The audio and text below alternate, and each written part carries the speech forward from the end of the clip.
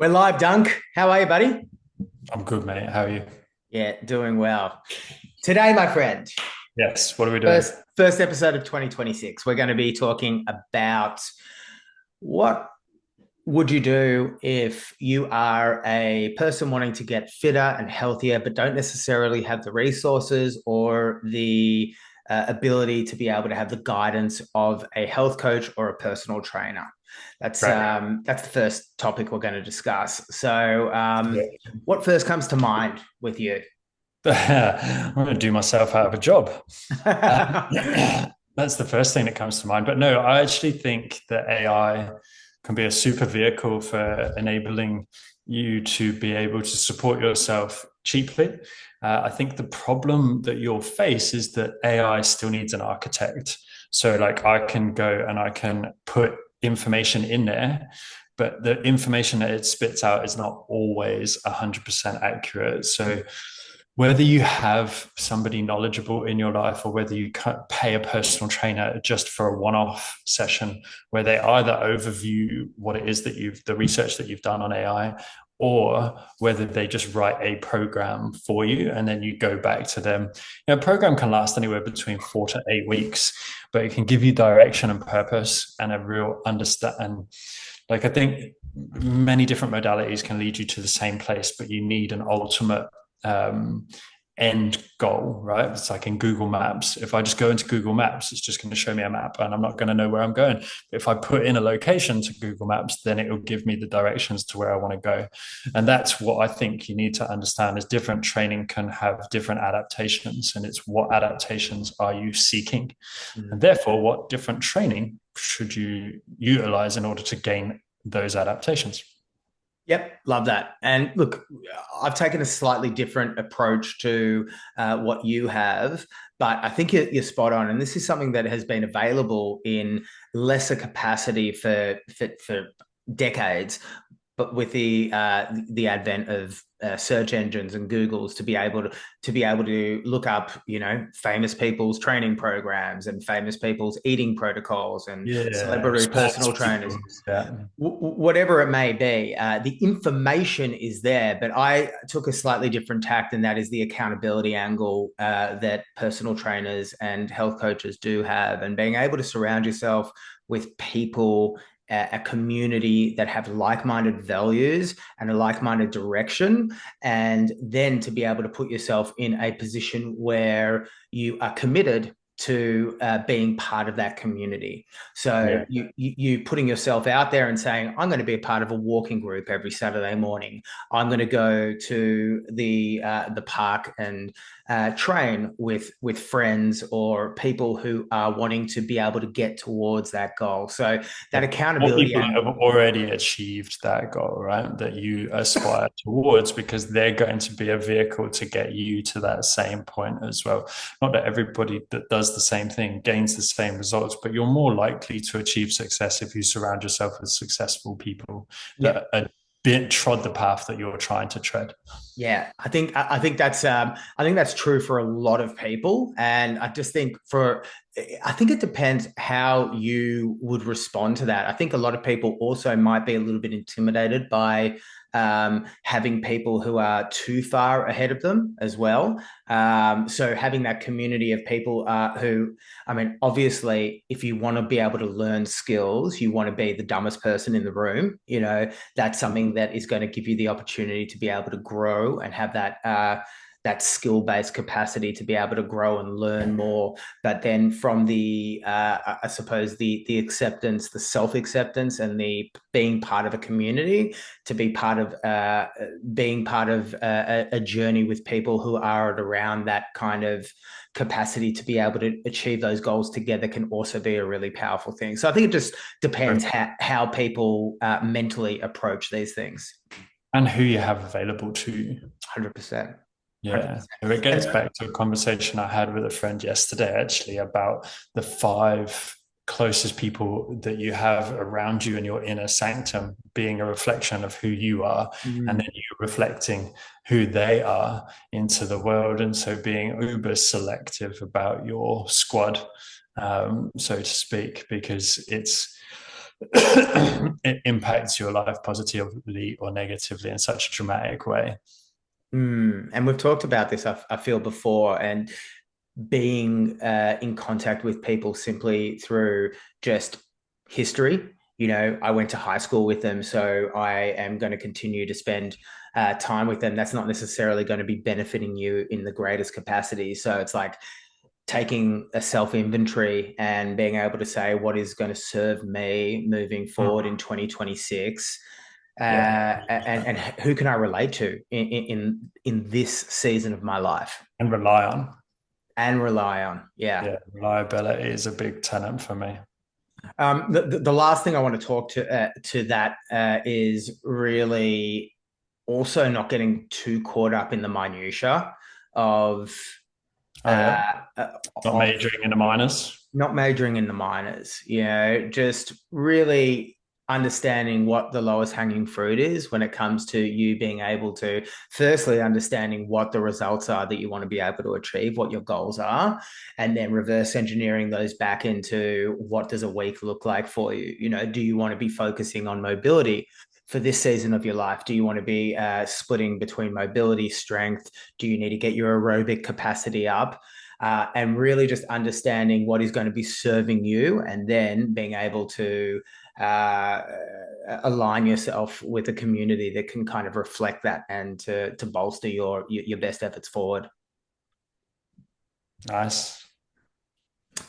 Um, Next thing I wanted to chat about was, and I did say, um, was Not if you, pregnant. yes, I'm not pregnant, You're not pregnant? nor is my wife. But talking about if you are stepping into having a child, or if you have just had a child, your life is going to be very different to what it was before that. Yeah. And your limitations are going to be very, very real. So, like, really, really understanding what your limitations might be moving into that first 6 months of being a parent. Let's just use the hypothesis of being a parent for the first time, just to really, really shine a light on it, because it's going to be a very, very foreign transition for Sure. everyone. You know, do you remember the first time you stepped into parenthood? Because it was so long ago now, It was so many some time children ago. ago. I absolutely do. I felt it was very surreal and overwhelming. But the problems didn't come until, well, I mean, always, solutions and problems didn't really arise until the second child came. Uh, Mm, because with one, it's a huge thing. It's a monumental sort of, seismic shift in your life, but that you're still two parents to one child.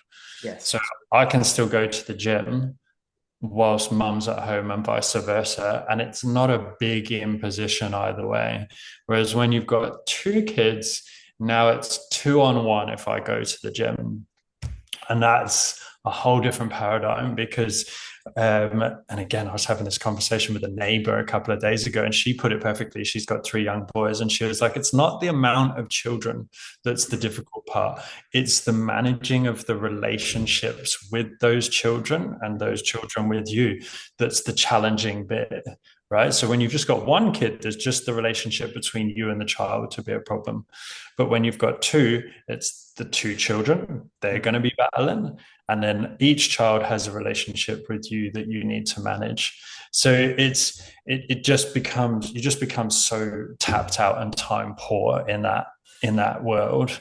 And that that therein lies the challenge. How you get around that challenge is, I think, personally, it's acceptance. So I think people too often try to bring back the time before they had kids Mm-hmm. and like, all right, I'm going to train for an hour solo. And you're like, Not going to that's not going to work. It's not going to happen. And so what happens is when you don't accept that and you realize that that's not going to happen, you just don't train Yeah. because you don't have that perfect environment in order to do that. So, or you give up on sleep. Sleep's usually the first thing that goes. So I can get up earlier and I can train earlier, and no one's around, and then I have my perfect window and perfect environment.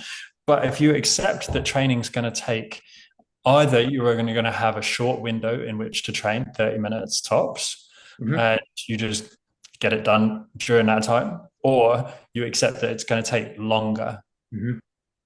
So we've spoken a bit in the past about short training sessions and maybe multiple times a day, obviously multiple times a week. But I think the other part to that is sometimes you've got time in the afternoon and it's kind of dead time parenting. The kids are around, but it's before dinner, it's after school. You can train then, they can be around you, and you can sort of supervise them, and you're going to get more training done. But what might have taken you 45 to 60 minutes now takes 90, Mm. and that's okay as well. And in fact, you can actually get some really big benefits that way. So let's say I've got 3 sets of 5 exercises, standard session to do in a 45 to 60-minute window. Yep. If that takes me 90 minutes to do, potentially I'm fresher for each set, You sure are. right? Because I've got longer rest periods in between. So potentially each set I can actually increase the weight from what I would do if I only had a 45 to 90-second rest window. And Uh, that's something you're I've seen you exemplify a lot with your kids. You train around your children a lot. all the time. Yeah, Yeah. all the time, and they train, and that's the thing. Is like in an ideal world, they'd just train with you. They'd become your training partner. But when they're a certain age, then you're not going to be able to capture their attention for that long. So sometimes they dip their toes in, and they do a little bit, and then they're off. They're like butterflies, and they're like, ooh, and they get distracted and they're gone, and that's perfect, that's fine. But I think if you have a safe environment that you can do something at home with them, and you can allow them to just go off and play and explore and come back to that safe base that is you, and see if they want to try something out, it's a great introduction into exercise for them as well. I So think that's how I manage it. yeah, I think that mental resistance, and I've experienced this myself. Of me, what you said, the word that really resonated with me was acceptance, and me just understanding because I'm very precious about my training uh, bubble, Yeah, and to I be can understand. able to accept that it's not going to look the same.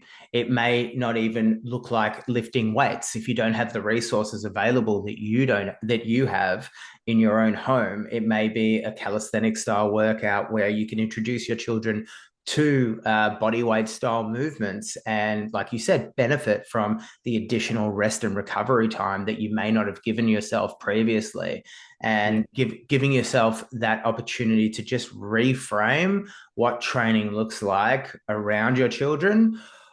That's one side of the fence, but also then being able to be okay with just having an abbreviated window of training on your own. So if the kids are off doing something, it might be a 20-minute window where you're just training yourself, and it might be the opposite of elongated rest and really a condensed training session where you're having minimal rest and you're taking care of your training in that capacity. And Yeah. another thing I wanted to also discuss was the aspect of habit stacking and being able to add certain things where you may not have thought or realized that you can get something out of, like taking walking meetings, or if you are speaking to a friend or whatever it might be, going for walks and being able to get your steps in, whereas it may have been a more available for you in the past, but being able to habit stack that onto something else. There's got to be a more conscious and deliberate thought process around how you achieve your goals.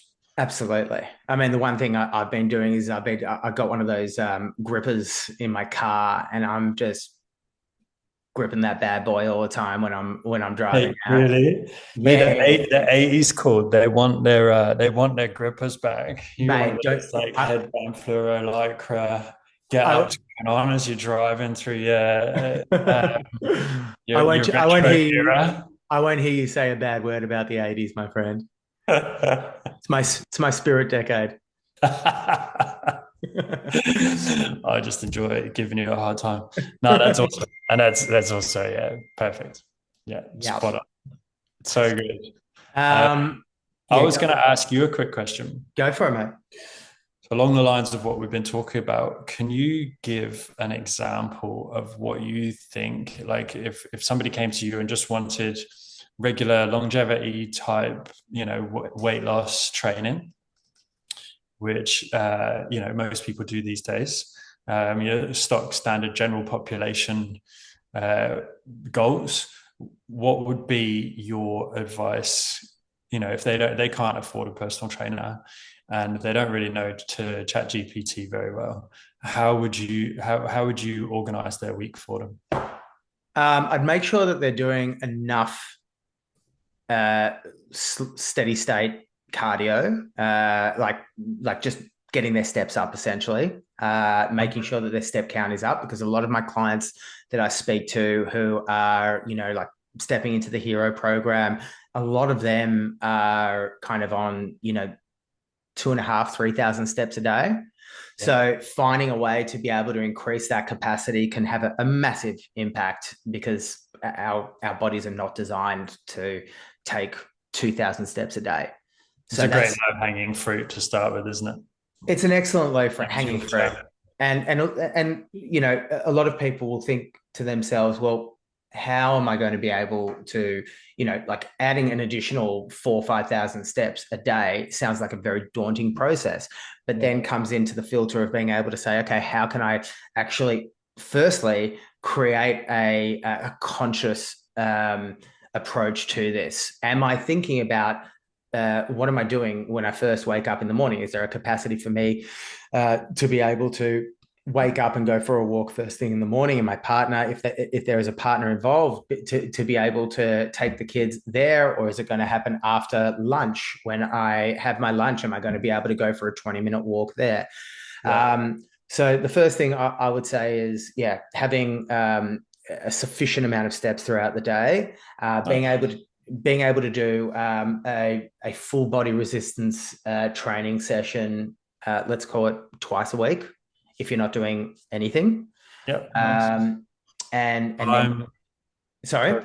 What would you do time-wise, program, I think exercises? if you could do 40 minutes twice a week with a full body workout, let's just simply, big compound movements.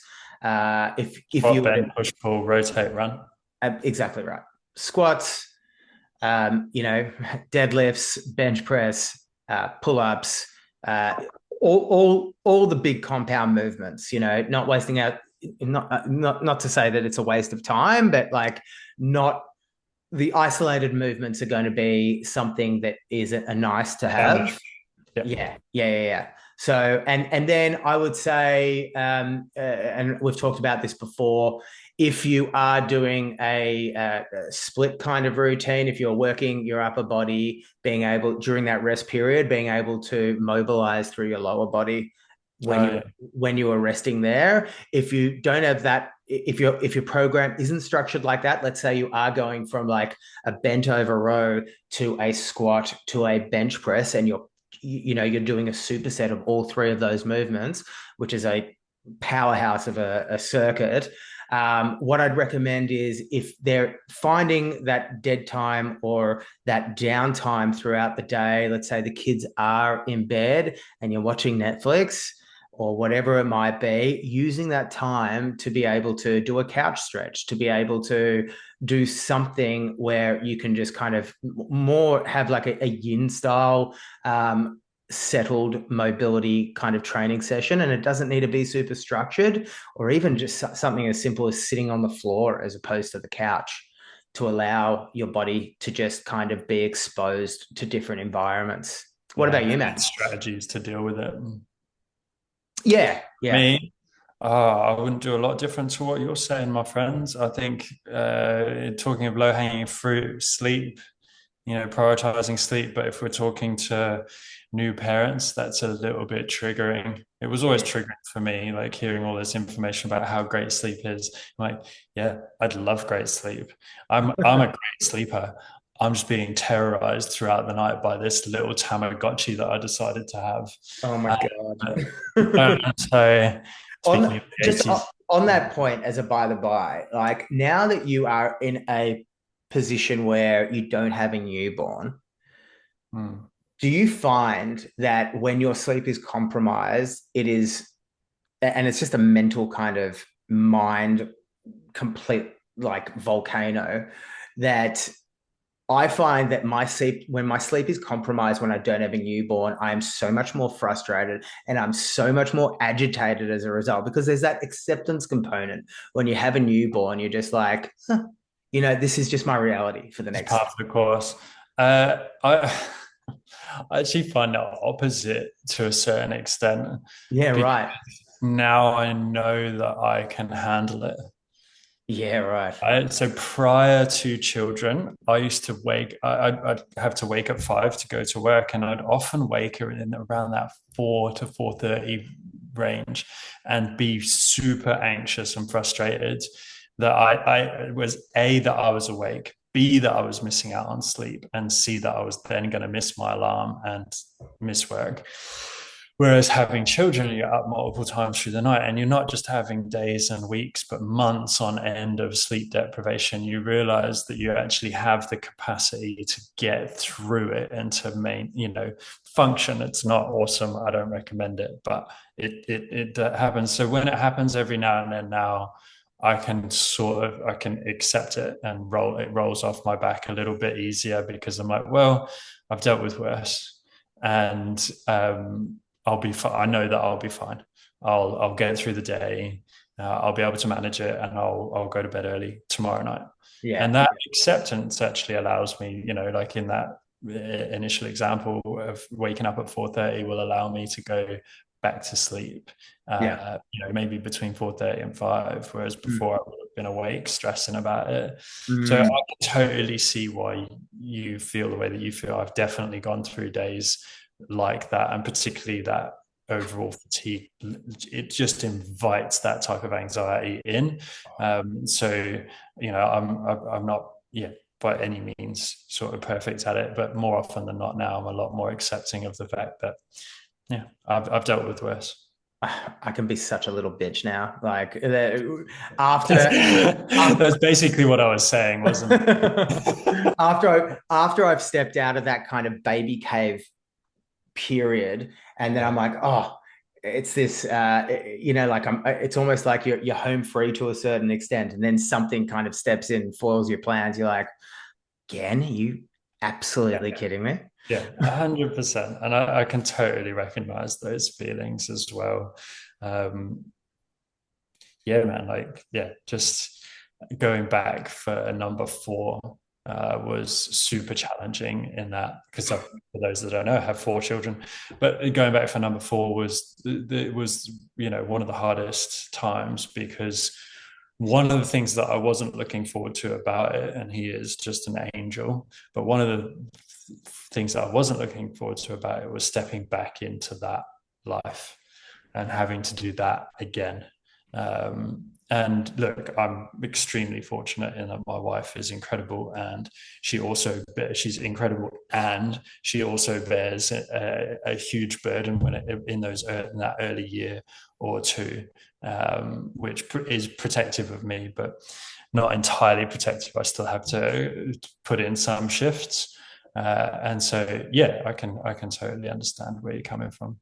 Yeah, sleep is one of those things. It's like, to bring it back around to like the importance of sleep. It is like it's an incredibly powerful thing that can kind of give you so much, but the trick is being able to kind of acknowledge the power that it can give you when you have it, but also not be too attached to it when it's gone Yeah, that's for a right. temporary And period. on that, I recently, and it's been popularized, so many people might have already heard about this, but I recently came across the idea of Uber dosing your creatine. Oh So yeah, like how many last grams? 12, 18 months, yeah, I've been on like 10 plus grams of creatine per day. Yeah. That I have to say, I think for your cognitive abilities under duress, i.e., when you're tired, is sensational. I have just started pumping the creatine to 10 grams. So my problem is I forget to take it on the weekends. So So I've you're got to, like loading through the week and then the weekends, just when you need it, you're like, I know it's you're bloody like snow stupid. diving. It's pretty stupid. So I need to make sure Oh, that I I've do. I think because I always have a big glass, like liter glass of electrolytes in the morning. So I always put my creatine in that, and that I do that on the weekends as well. it's a good idea. Yeah, I've just got to make sure that I have it in both places, my home and my place of work. That's another thing. Like just as a by the by, like hydration, water. Making sure that you have a lot of my hero clients. They're like, oh, my water bottle is at home. So it's just make sure that you have these things in every environment that you actually exist in. And that's like a coaching point for myself. Have your bloody creatine at home so you can have it on the weekend. Yeah. Cool, man. That was a good one. Yeah. Very, very good. I will see you probably in a week or two. Perfect.